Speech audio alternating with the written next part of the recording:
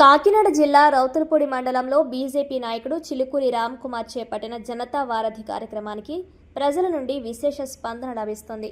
ప్రతి శుక్రవారం ప్రజల నుంచి అర్జీలు స్వీకరించి వారి సమస్యలను సంబంధిత అధికారుల దృష్టికి తీసుకువెళ్లి పరిష్కార దిశగా చర్యలు చేపడుతున్నట్లు ఆయన తెలిపారు. సేవా కార్యక్రమాల ద్వారా ప్రజలకు మరింత చేరువయ్యానని, పదవుల కంటే ప్రజల హృదయాల్లో సంపాదించుకున్న స్థానం తనకు ఎంతో విలువైనదని చిలుకూరి రామ్ కుమార్ పేర్కొన్నారు. ముఖ్యంగా ఎస్సీ, ఎస్టీ, గిరిజన, బలహీన వర్గాలకు అండగా ఉంటానని, ప్రతి గ్రామ ప్రజల సమస్యల పరిష్కారానికి నిరంతరం కృషి చేస్తానని స్పష్టం చేశారు. స్వయంగా ఆయన దగ్గరికి వెళ్ళి ఆయన్ని అభ్యర్థించదలిచాను.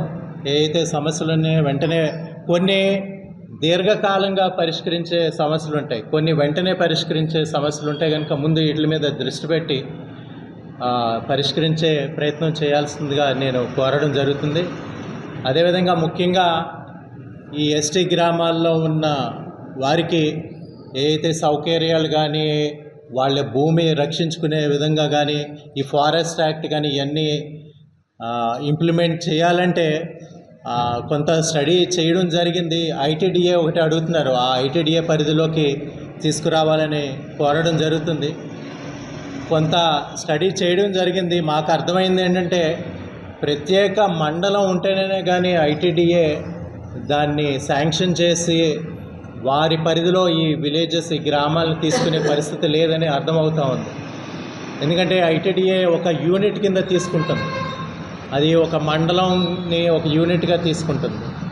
సో ఆ విధంగా ఒక ప్రత్యేక మండలం ఎస్టీలకి వాళ్ళు కోరుకుంటున్నారు. కనుక చాలామంది నాయకులు, చాలామంది రాజకీయ నాయకులు చేస్తామని చెప్పడం జరిగింది, కానీ ముందుకు వెళ్ళట్లేదు.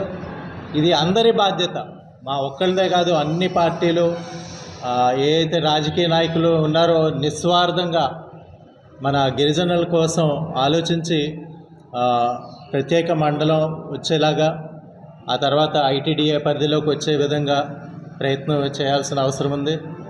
అలాగే ఈ గిరిజనుల భూములు ఏవైతే ఉన్నాయో అవి వేరే వాళ్ళు కొనుక్కోవడం, ట్రాన్స్ఫర్ చేయడం కూడా, రికార్డులు కూడా మార్చారు అని మండల స్థాయిలో మాకు తెలిసింది. కొత్తగా ఎంఆర్ఓ గారు వచ్చారు కనుక వారి దృష్టికి కూడా మేము తీసుకెళ్ళడం జరుగుతుంది. అదేవిధంగా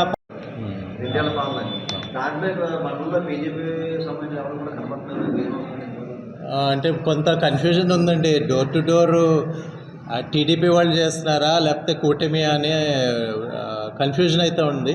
మాకైతే ఇన్స్ట్రక్షన్స్ రాలేదు, మా పార్టీ తరపున అయితే డోర్ టు డోర్ వెళ్ళండి అని ఇన్స్ట్రక్షన్స్ అయితే రాలేదు. సో ఇది ప్యూర్లీ టీడీపీదే అని భావించాల్సిన పరిస్థితి, ఎందుకంటే మాకు కూడా ఇన్విటేషన్లు రాలేదు.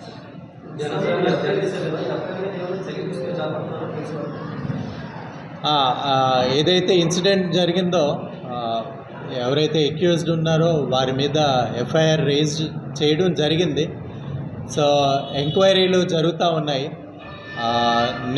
మొన్న కూడా జల్దాం గ్రామం వెళ్ళి ఏదైతే ఎస్సీలు ఉన్నారో వాళ్ళ ఆధార్ కార్డు తీసుకుని వాళ్ళు ఎస్సీలా కాదా అని, ఎందుకంటే ఇది ఎస్సీ ఎస్టీ ఎస్టీ సర్టిఫికేట్ ఉందా లేదా అని వారు తీసుకోవడం జరుగుతుంది. ఎందుకంటే ఇది ఎస్సీ ఎస్టీ అట్రాసిటీ కేసు కింద వస్తుంది కనుక వారంతా కూడా దాని మీద దృష్టి పెడతా ఉన్నారు.